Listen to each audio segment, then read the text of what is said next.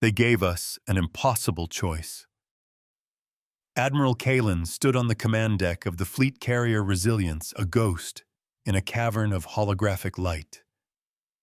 Before him, the tactical display painted the Kepler's remnant system in stark, unforgiving lines. A single star, a wounded dwarf bleeding amber light, illuminated the crisis. The planet Viridia IV from its sun was a marble of blue and green trapped in a cage of gunmetal gray. The ships of the Xylos hegemony formed a blockade so precise, so geometrically perfect, it felt less like a military formation and more like a law of physics being imposed upon the void. He could feel the low, bone-deep hum of his own vessel's heart, a stark contrast to the silence from the enemy. Status Commander Kalin set his voice a low counterpoint to the soft chime of the consoles. Commander Eva Rostova's reflection shimmered beside his in the polished deck plating.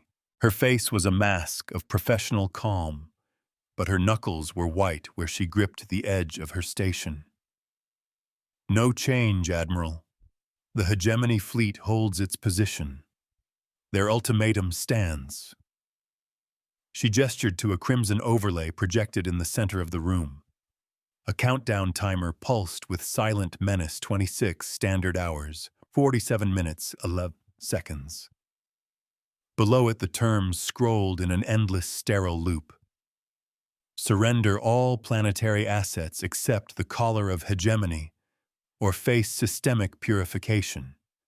There were 4.2 million souls on Viridia. They are not a navy, Kalin murmured more to himself than to his crew. They are an equation, an algorithm with a body count. They believed pain was the only effective teacher. Praxis, the fleet mind of the Third Expeditionary, materialized as a column of shimmering gold light near the Admiral's elbow. Its voice was serene, a synthesized resonance that carried no emotion, yet conveyed absolute certainty. Their blockade is 99.7% efficient, Admiral. A direct assault projects a casualty rate of 84% for our forces, with a 98% probability of failure to break the siege. Their ultimatum doctrine is historically inflexible. The AI's logic was as cold and clean as the space between stars. It was a mirror showing them a truth they did not want to see. So we don't assault them directly, Kalin countered, turning his gaze from the terrible numbers. We give them a lesson in a language they don't understand. What is the status of the convoy? Lieutenant Jack's head of electronic warfare swiveled in his chair. His station was a chaotic dance of light and cascading data streams. The civilian freighters are holding at rally point Sigma, Admiral, unarmed, unshielded, and running cold. They're scared, but they're steady. A soft vibration ran through the deck, the distant thrum of the Resilience's primary drive adjusting its orientation by a fraction of a degree. The air carried the faint, sharp scent of ozone from the EW suite, working at passive capacity. A small vignette played on a secondary screen, a live feed from Viridia's surface. A child was drawing in the dirt with a stick, sketching a lopsided spaceship with light streaming from its engines.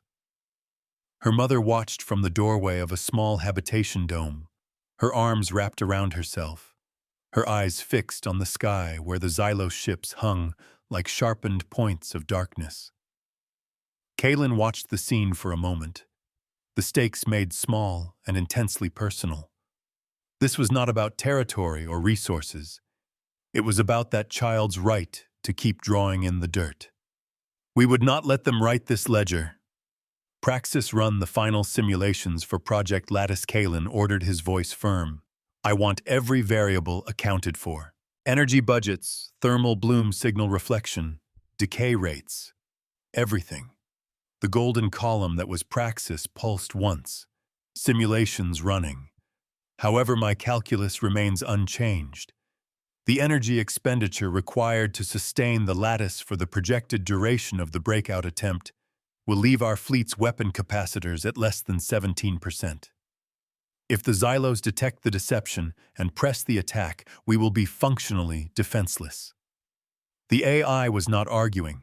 It was simply stating a fact, a balancing of the cosmic account. The Xylos doctrine doesn't allow for pressing an attack. Rostova interjected, her eyes locked on the tactical display. It allows for overwhelming force applied to a static problem. They build a cage, they state the terms, and they execute. They don't adapt because they never have to. The console before her cast a green glare on her focused expression. They never have to, because no one has ever shown them the flaw in their logic, Kalen replied. They believe any problem can be solved with sufficient pressure. We're going to show them that some things don't break. They reflect. He looked at Jax. Are the micro-drones ready for deployment? Hold the line until the mirrors are set. Jax gave a sharp nod, his fingers flying across his console. Lattice drones are primed and loaded in the deployment tubes, sir. We've painted the convoy freighter hulls with the refractive coating. To the Xylos' sensors, they'll look like solid ghosts once we light them up. The low hum of the ship seemed to intensify, a beast gathering its strength. A faint hiss of coolant cycling through the walls was the only other sound. Kalen took a breath, feeling the weight of the 4.2 million lives on the planet below. His own reflection in the main screen was faint, a man superimposed over a coming storm. The Xylos saw strength as a hammer designed to shatter. Humanity had learned a different truth.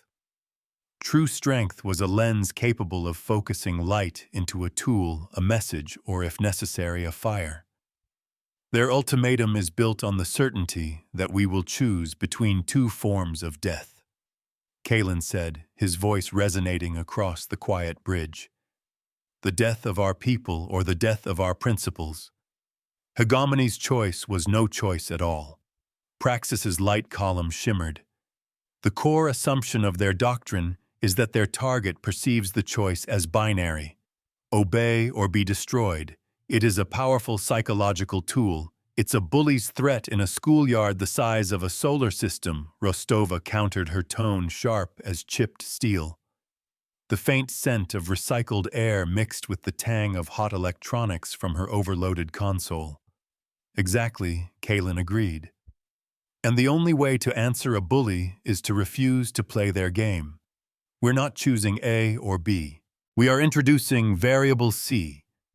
He gestured to the tactical map where a new set of vectors was being drawn by Praxis's golden light. The plan was audacious, a gamble built on misdirection and a profound understanding of the enemy's rigid psychology. It was a strategy born not of firepower, but of insight. The countdown clock pulsed. 25 hours.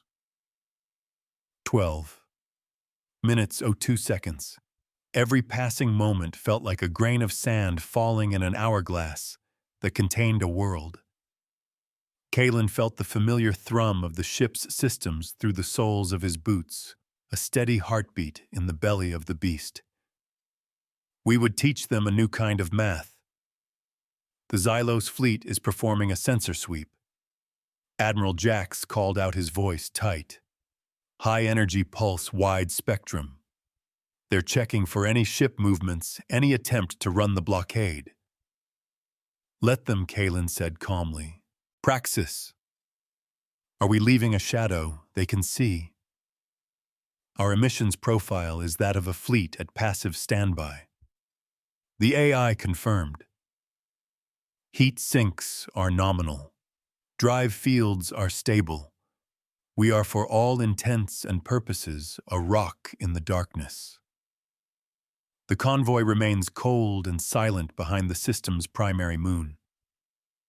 Kalen nodded, his eyes fixed on the enemy formation. They were so confident, so utterly sure of their position. Their ships hadn't moved a single kilometer since they had arrived. That was the arrogance he was counting on. The arrogance of an enemy who had never been forced to learn only to conquer. Their history was a straight line of ultimatums followed by capitulations or annihilations. They had no precedent for what was about to happen. This was a lesson written in light. The civilian vignette flickered on the side screen again, this time showing a makeshift classroom in a subterranean shelter. A teacher was using a glowing datapad to show children constellations, pointing out star patterns that were invisible from their new home underground. She was giving them the universe back, even as the Xylos tried to take their world away. The quiet courage of it settled deep in Kalen's chest, solidifying his resolve. The fight was not for the fleet. It was for them. Commander Rostova, signal the convoy. Prepare for launch on my mark, Kalen ordered. Jax, stand by to deploy the lattice. Praxis, I want you to monitor the Xylos command ship's network chatter. I want to know the instant their certainty wavers. The steady vibration of the deck seemed to increase in frequency, a palpable tension building in the ship's frame. Acknowledged, Admiral, came the chorus of replies. The bridge crew moved with a quiet efficiency, a well-oiled machine preparing for its defining moment. Every person knew their role, every system was pushed to its absolute limit. Their doctrine was a cage. We were about to hand them the key. The plan was simple in its elegance and terrifying in its execution. The 12 unarmed freighters of the convoy would launch directly toward a pre-calculated gap in the blockade. Simultaneously, the Resilience and its escorts would deploy thousands of microscopic drones, each one a programmable mirror. These drones would form the lattice, a vast invisible net between the Xylos fleet and the escaping convoy. As the Xylos fired their primary weapons, the lattice would catch the energy. It wouldn't block it, not entirely. It would redirect it, splitting and reflecting the beams to create a hall of mirrors on a cosmic scale. Their own sensors would be blinded by ghosts, their targeting systems fed false positives and looping energy signatures. They would be firing at echoes of their own power, lost in a storm of their own making.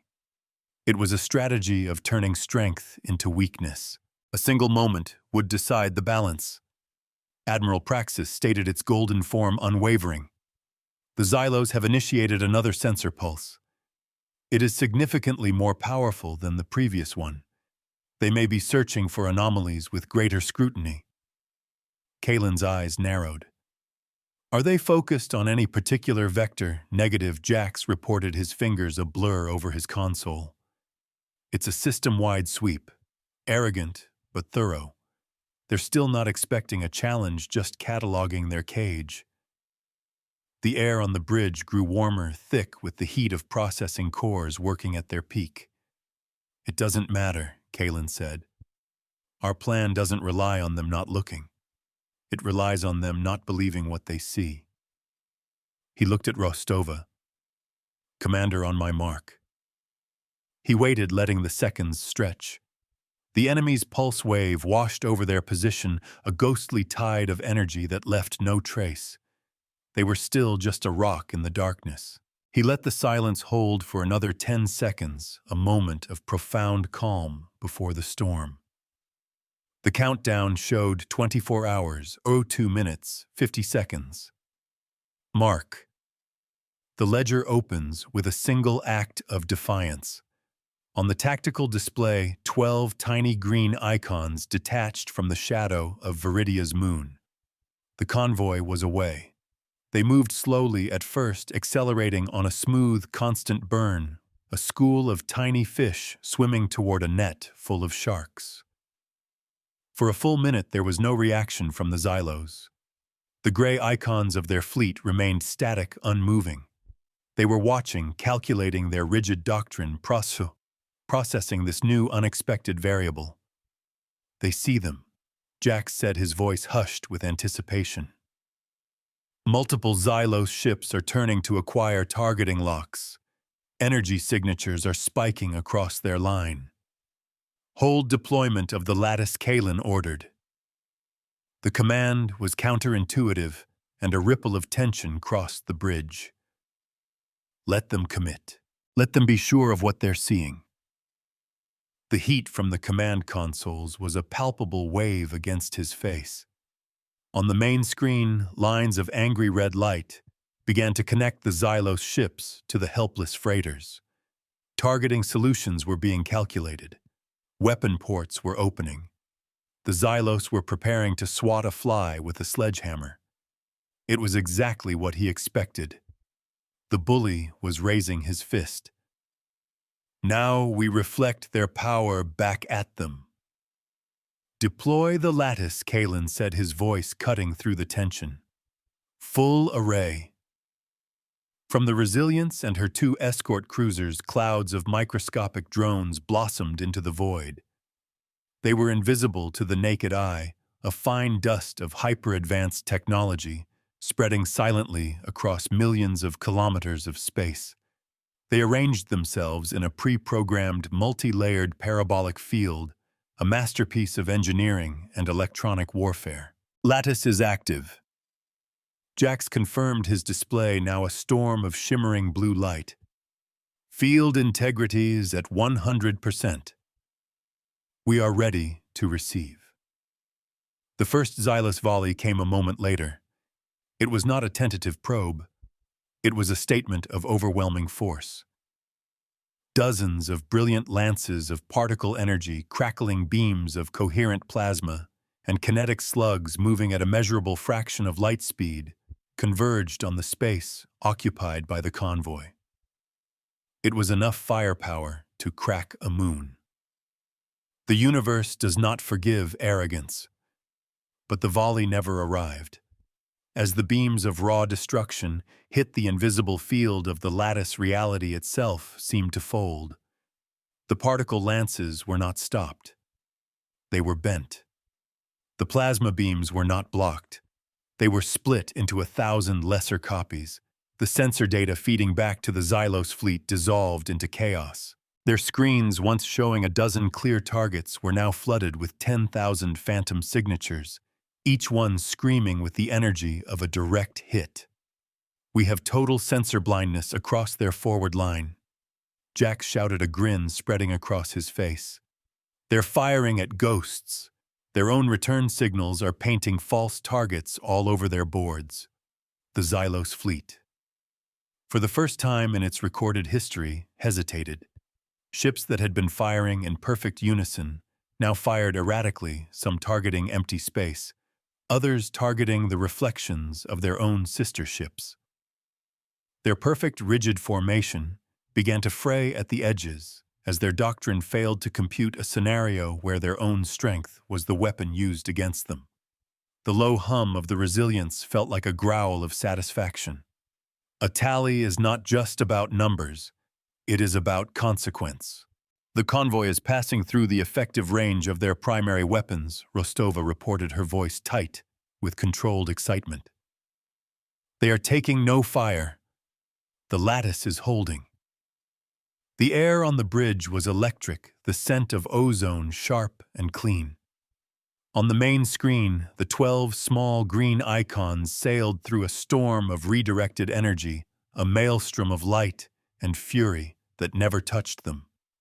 They were passing through the eye of a hurricane they had created. It was a beautiful, terrifying sight. The cost of the enemy's ultimatum was being paid by the enemy himself, his power turned into a tool of his own confusion. Kalen allowed himself a moment of grim satisfaction. He was not a warrior by nature. He was a scholar, a strategist. He took no joy in destruction. But there was a deep, profound justice in this moment. A lesson was being taught, not with bombs, but with mirrors. A lesson that power unchecked and unthinking inevitably consumes itself. This fleet teaches by numbers and remembers by ledgers, never by collars. The thought was a core tenet of his command, a line drawn in the void. You cannot break what you cannot accurately see. Admiral Praxis chimed in, its golden light steady amidst the chaos on the screen. I am detecting a significant anomaly. The Xylos command ship, the Iron Reckoning, is deviating from established doctrine. It is breaking formation. Kalen's eyes snapped to the tactical display.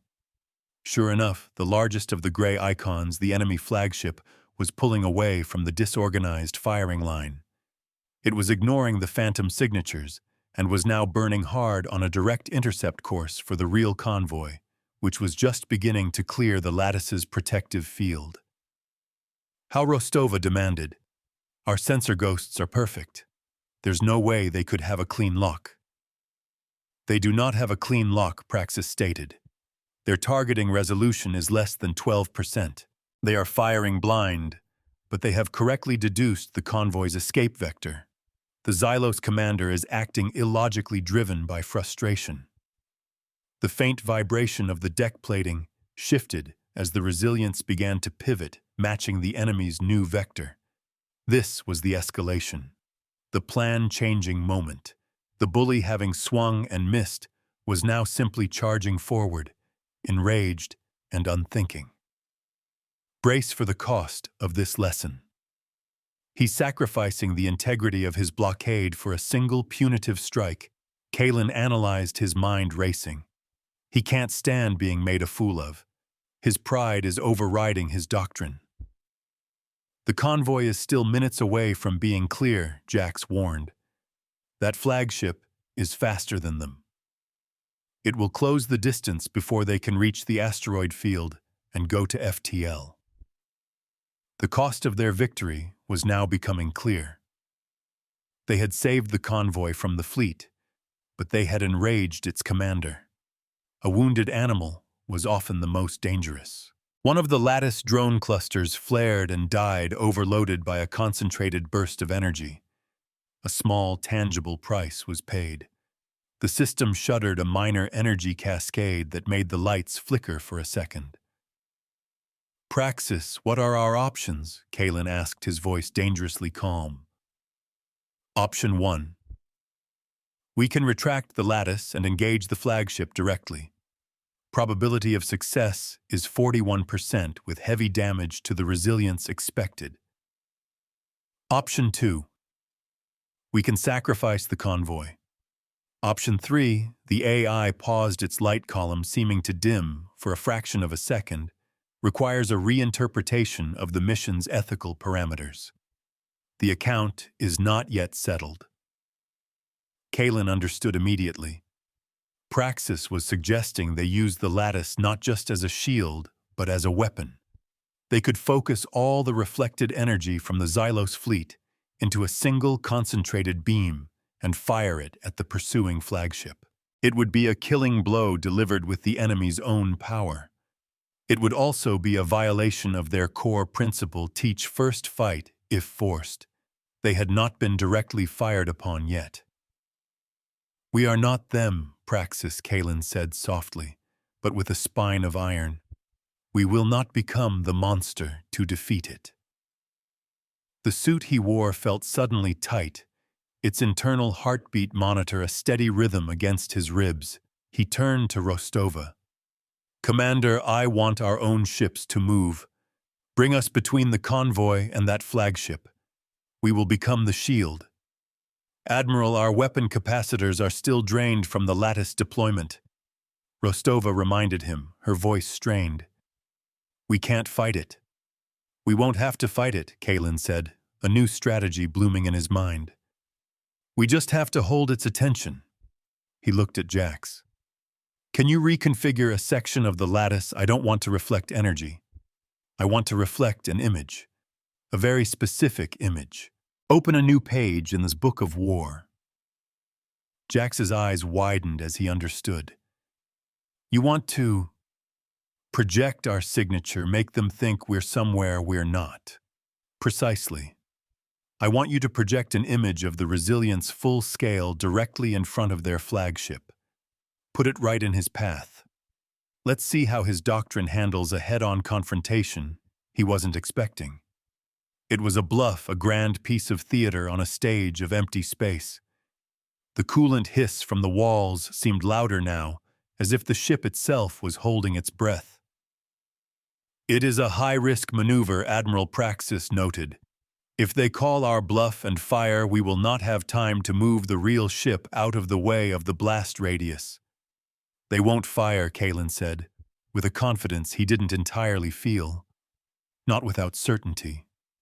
And we've spent the last hour teaching them that their senses can't be trusted. This was the heart of the conflict triangle. His own moral line against the AI's brutal calculus, both clashing with the antagonist's rigid doctrine. He was choosing to trust in the psychological impact of his lesson over the mathematical certainty of a kill shot. A mirror can show you the truth you refuse to see. Reconfiguring the lattice now. Jax called out, his hands dancing a ballet across his console, shunting power from the main reflector array to the projective imagers. It's going to be a massive energy drain. We'll only be able to hold it for a few seconds. A few seconds is all we'll need, Kalen said. He watched the tactical display, his universe shrinking to 3 points of light, the fleeing convoy, the charging Xylos flagship, and his own vessel, the Resilience, preparing to step into the fire. The thrum of the deck plates under his feet was a constant reassuring presence. On the main view screen, the image of the Xylos flagship, the Iron Reckoning, grew larger. It was a brutalist design, a wedge of dark metal bristling with weapon emplacements, its engines burning a furious, hateful blue. It was a ship built for one purpose, to end arguments permanently. Projection is ready. Admiral Jax said, his voice tense. Execute, Kalen ordered. They came for a reckoning. We gave them a reflection. In the void, a section of the mirror drone field shimmered and came to life. It gathered the ambient light of the distant star, collected the residual energy from the ongoing chaotic Xylos barrage, and wove it into a perfect, three-dimensional illusion. An image of the fleet carrier Resilience snapped into existence, full-sized shields, shimmering weapon ports glowing with phantom energy directly in the path of the charging Iron Reckoning. On the bridge of the Xylos flagship, alarms must have been screaming. Their doctrine had no protocol for a capital ship appearing from nowhere. Their commander, already enraged and acting impulsively, was now faced with an impossible choice: trust his compromised sensors and fire on a potential ghost, or hesitate and risk a collision or a point-blank enemy barrage. The Iron Reckoning did the one thing Kalen was counting on. It hesitated. Its furious blue engine flare flickered as its commander, a creature of pure rigid dogma, was paralyzed by a variable he could not compute. He had been taught that the enemy was cowardly reliant on tricks. But this was a direct challenge, a specter of overwhelming force meeting his own. Their system is perfect until it meets an unexpected question. That half-second of hesitation was everything. The convoy has entered the asteroid field, Rostova announced, her voice filled with relief. They are clear. They're jumping to FTL. The green icons on the tactical display vanished one by one, winking out of existence as they fled to safety. Collapse the projection, Kalen ordered. The image of the Resilience vanished as quickly as it had appeared, the drones of the lattice going inert. In its place was nothing but empty space. The Iron Reckoning had flinched at a ghost. Its commander had been defeated, not by a weapon, but by his own reflection. A wave of relief washed over the bridge. The air, thick with tension, seemed to thin, the scent of ozone and hot metal fading. They had done it. They had broken the blockade, saved the convoy, and publicly exposed the flaw in the Xylos ultimatum doctrine without firing a single lethal shot. One of the freighters reported its cost 3 crew members with minor burns from a ruptured plasma conduit and a section of hull plating scorched black. It was a price, but a price paid in metal and medicine, not in lives. But the lesson was not over. The Iron Reckoning sat dead in space for a long moment.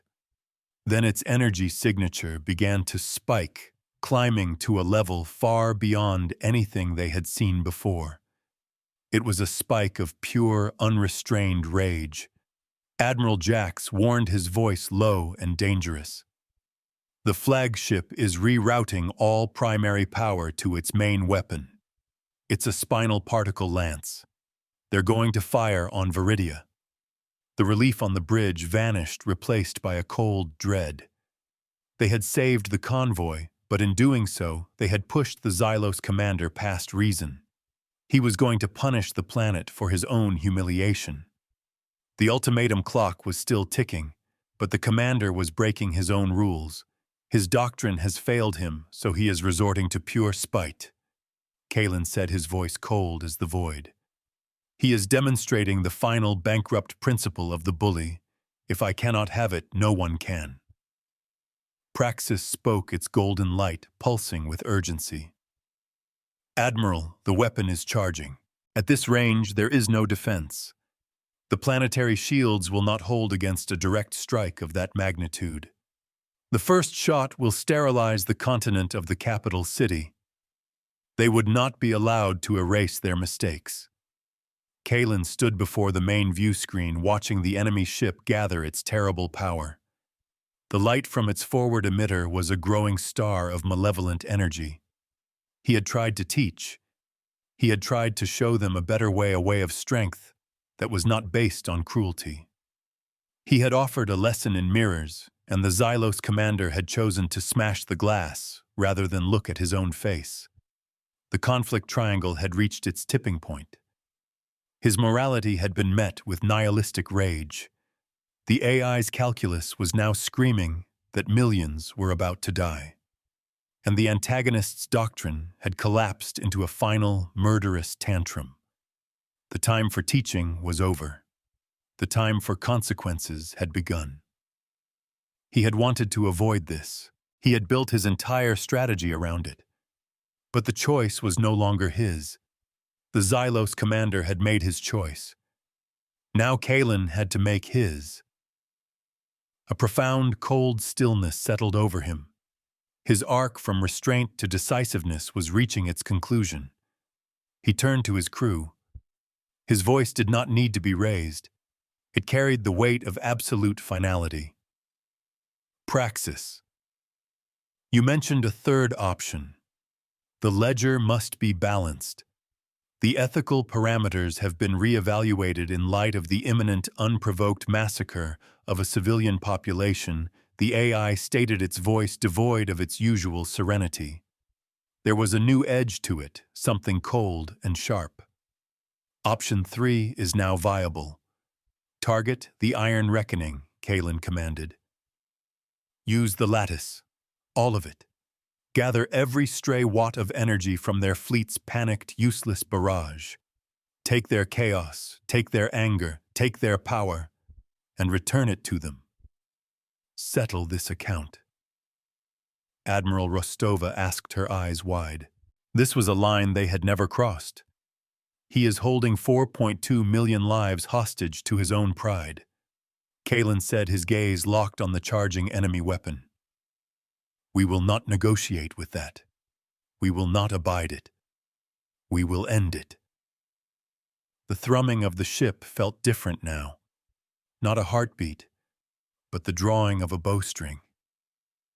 Jax turned from his console, a look of grim understanding on his face, focusing the entire lattice array. It's a God's own magnifying glass, Admiral. The energy levels are off the scale. On the main screen, the Xylos flagship was a terrible angel of death, its spinal lance almost at full charge. It was a monument to the failure of their doctrine, an admission that their only real tool had ever been annihilation. Kalen gave his final order. It was quiet, concise, and absolute. Open the books. The command hung in the air for a single silent beat, a point of crystallization in a universe of chaos. Then the bridge of the resilience became a symphony of directed action. The drone swarms of the lattice, tens of thousands of microscopic mirrors, spread across 1,000,000 kilometers, reoriented as one. They stopped scattering the Xylos fleet's energy and began to drink it, to gather it, to funnel it toward a single focal point in the void. It was a lens the size of a small moon, assembling itself from dust and light. On the main view screen, the effect was immediate and terrifying. The storm of random energy flashes and phantom signatures vanished, sucked into the unseen vortex of the reconfigured lattice. The remaining Xylos ships, still firing blindly in their panic, suddenly found their wasted energy had a purpose. They were powering the weapon that was about to execute their commander. Their undirected rage was being given a shape and a target. There is a terrible symmetry to justice. The focal point aimed directly at the Iron Reckoning began to glow. It started as a pinprick of white light, then swelled into a star, a new and furious sun born in the space between fleets. The energy readings on Jax's console climbed past every theoretical safety limit, his board flashing a solid wall of crimson alerts. The ship itself groaned under the strain of managing such a colossal energy transfer, the deck plates vibrating with a high-frequency thrum that made teeth ache. Lattice integrity is at 40% and falling. Jax called out, his voice strained. The drones are burning out. We can't hold this for long. We don't need long, Kalen said, his eyes never leaving the image of the Xylos flagship. The enemy's spinal lance was fully charged now, a ball of incandescent fury ready to be unleashed upon the helpless world below. They were two gunslingers in a dusty street, both ready to fire, but one was aiming at an innocent bystander. A balance must be struck. The Iron Reckoning fired.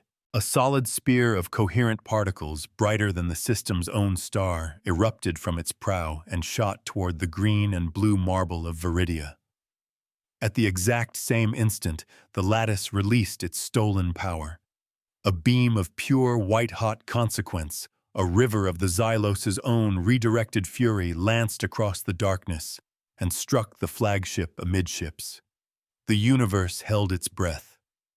The flagship's beam, a weapon of planetary annihilation, had traveled less than 1,000 kilometers before its source vessel ceased to exist in a meaningful way.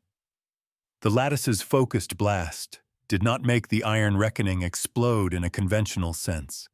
It simply came apart, as if the physics holding it together had been temporarily rescinded. The armor plating meters thick sublimated into vapor. The superstructure dissolved into a rapidly expanding cloud of incandescent gas and molten metal. The spinal lance beam, disconnected from its source, became a phantom, a ghost of a threat. It dissipated into a harmless aurora of shimmering particles that washed over Viridia's magnetic field, a light show instead of a cataclysm, a silent, beautiful testament to a bullet dodged. The air on the bridge of the Resilience hissed as the life support systems worked to scrub the sudden spike of ozone from the air. We will not suffer tyrants to write the final page. The expanding fireball of the former flagship was the only star in the tactical display that mattered.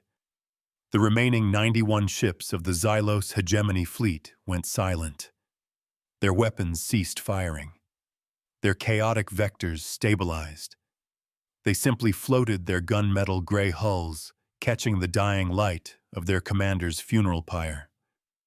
They were a fleet without a head, a doctrine without a conclusion.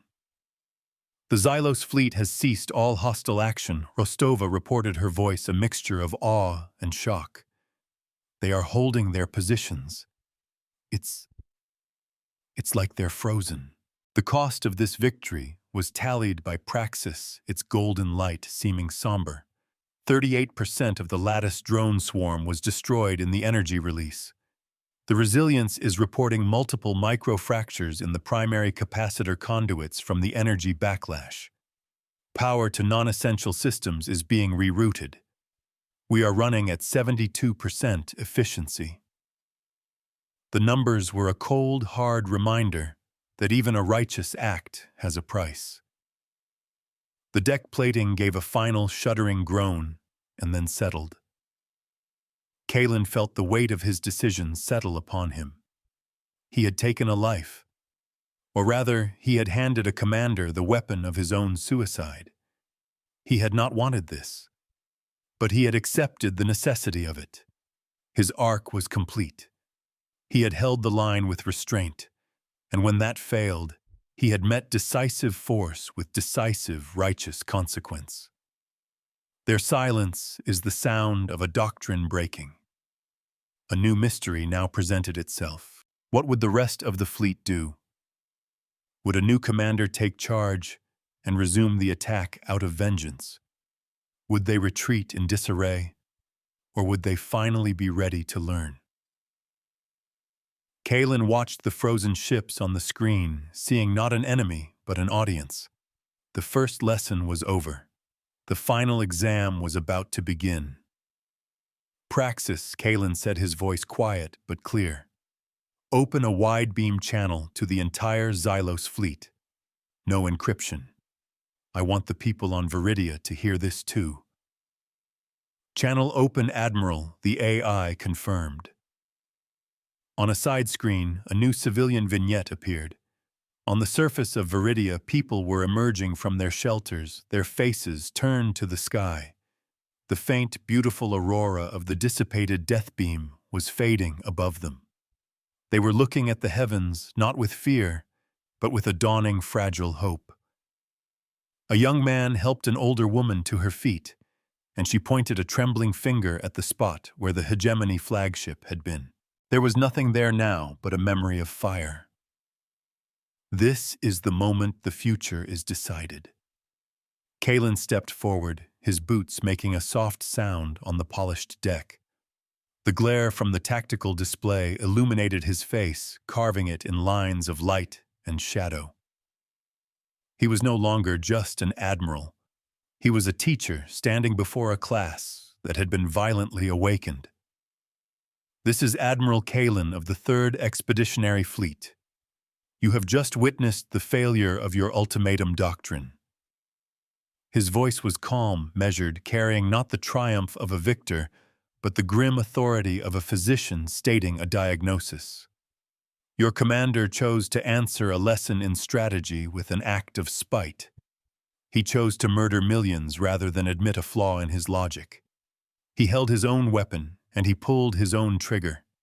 He paused, letting the silence stretch, letting the truth of his words settle into the command decks of 91 warships. The choice he made was his own. The choice you make now is yours. Hegemony's doctrine was a monologue. We demanded a dialogue. Your blockade is broken, Kalen continued. Your command structure is severed. Your tactical position is compromised. You have two options. You can continue this pointless engagement, and we will answer. We will use your own undisciplined energy against you, and we will dismantle your fleet piece by piece until none remain. The ledger your commander opened will be balanced, I assure you. The threat was implicit, but the delivery was cold and factual. He was not boasting. He was stating the inevitable result of a mathematical equation. He was speaking their language now.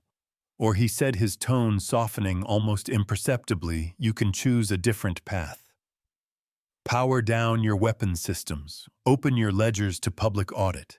Acknowledge the bankruptcy of a doctrine that values pride over people. This is not a surrender. It is an awakening. We are offering you a choice your commander was incapable of making the choice to learn. Hold your breath and count the lights. He fell silent. The ultimatum had been delivered, but this one was different. It was not a choice between submission and death. It was a choice between annihilation and enlightenment. He had turned the Xylos' primary tool back on them, reframing it. He had created a system-scale trap, not a kill box, but a classroom. The open corridor had been the convoy's escape. The walls of the trap were now the silent watching ships of his own fleet and the undeniable truth of what had just transpired. The seconds ticked by. On the bridge of the Resilience, no one moved. Every officer, every crew member held their breath, their eyes glued to the tactical display. The 91 gray icons remained motionless, silent. A full minute passed, an eternity in the void. Kalen felt the steady, rhythmic pulse of his own heart in his suit's biomonitors. The faint hum of the ship's life support was the only sound. Then one of the icons flickered. A single choice can unmake 1,000 bad ones. The Xylos cruiser nearest to their position, the unflinching resolve went from gray to green on the tactical display. Admiral Rostova breathed, her voice tight with disbelief. That ship. It just powered down its weapon systems. Its energy signature is dropping to passive. Then another icon flickered to green, and another, and another. Across the vastness of space, a cascade of silent decisions was taking place. A fleet was having a change of heart. Ship by ship, the Xylos hegemony's force stood down. They were not communicating with each other, not in any way Praxis could detect. This was not a coordinated decision from a new commander.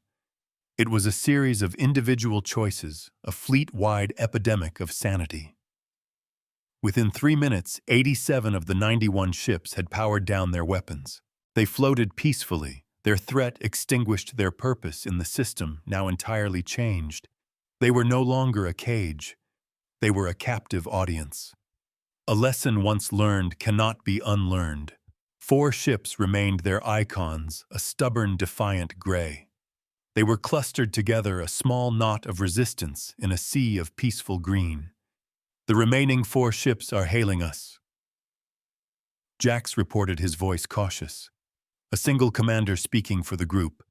He identifies himself as Sub-Commander Thrax. He is the new senior officer. Put him on screen, Kalen ordered. The image that appeared on the main view screen was not the arrogant, sneering face he might have expected. It was a Xylos officer, his features drawn and pale, his uniform immaculate, but his eyes haunted. He looked less like a warrior and more like a man who had just survived a natural disaster. Admiral Kalen Thrax began, his voice strained but formal. I must protest the destruction of our flagship and the death of our commanding officer. It was a violation of the established articles of engagement. Kalen met his gaze without blinking. Your commander was about to commit mass murder, Sub-Commander. Your articles of engagement do not provide a shield for such an atrocity. He was not a casualty of war. He was a consequence of his own choices. The glare from the console cast Kalen's face in stark relief. The truth does not negotiate. Thrax seemed to shrink under the weight of that statement. He had no answer. He knew it was true. My ships will not power down their weapons, he said, his voice regaining a sliver of defiance. We will escort the rest of our fleet from your system. We will not be audited. I am not asking you to power down your weapons, Sub-Commander Kalen replied calmly. I am telling you what will happen if you do not. Your fleet has already made its choice. They have recognized the failure of your doctrine. You are now an army of 4 in a system you no longer control, defending a principle that has already been proven corrupt. Kalen gestured to his tactical officer. Praxis, show him. The main screen split. On one side was Thrax's face. On the other, the tactical display replayed the last few minutes, but from a new perspective. It showed the energy signatures of the Xylos fleet, their own wasted shots being gathered by the lattice. It showed that energy being focused, and it showed the final terrible calculation. The power of the beam that destroyed the Iron Reckoning was 97% composed of energy fired from Xylos ships. The ledger is inarguable.